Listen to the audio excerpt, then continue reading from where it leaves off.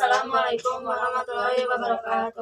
Kami dari kelompok 2 akan mempresentasikan tentang sebuah artikel yang berjudul Masalah Pendidikan Indonesia. Pendidikan dalam pembangunan. Pendidikan mempunyai tugas menyiapkan sumber daya manusia untuk pembangunan. Derap langkah pembangunan selalu diupayakan seirama dengan tuntutan zaman. Perkembangan zaman selalu memunculkan persoalan-persoalan baru yang tidak pernah terpikirkan sebelumnya. Mengenai permasalahan pokok pendidikan dan saling keterkaitan antara pokok tersebut, faktor-faktor yang mempengaruhi perkembangannya dan masalah-masalah aktual beserta cara penanggulangannya. Apa jadinya bila pembangunan di Indonesia tidak dibarengi dengan pembangunan di bidang pendidikan? Walaupun pembangunan fisiknya baik, tetapi apa gunanya bila moral bangsanya terpuruk?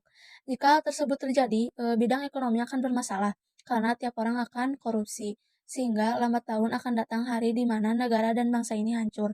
Oleh karena itu, untuk pencegahannya, pendidikan harus dijadikan salah satu prioritas dalam pembangunan negeri ini.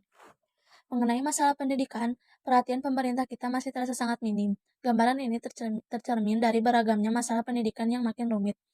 Kualitas siswa masih rendah, pengajaran kurang profesional, biaya pendidikan yang mahal, bahkan aturan UU pendidikan yang kacau. Dampak dari pendidikan yang buruk itu, negeri kita ke depannya makin terpuruk. Keterpurukan ini dapat juga akibat dari kecilnya rata-rata alokasi anggaran pendidikan, baik di tingkat nasional, provinsi, maupun kota dan kabupaten.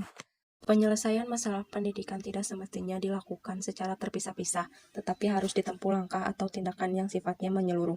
Artinya kita tidak hanya memperhatikan kepada kenaikan anggaran saja, sebab percuma saja jika kualitas sumber daya manusia dan mutu pendidikan di Indonesia masih rendah. Masalahnya penyelenggaraan wajib belajar. 9 tahun sejatinya masih menjadi PR besar bagi kita. Kenyataan yang dapat kita lihat bahwa banyak di daerah-daerah pinggiran yang tidak memiliki sarana pendidikan yang memadai. Kondisi ideal dalam bidang pendidikan di Indonesia adalah tiap anak bisa sekolah minimal hingga tingkat SMA tanpa membedakan status karena itulah hak mereka.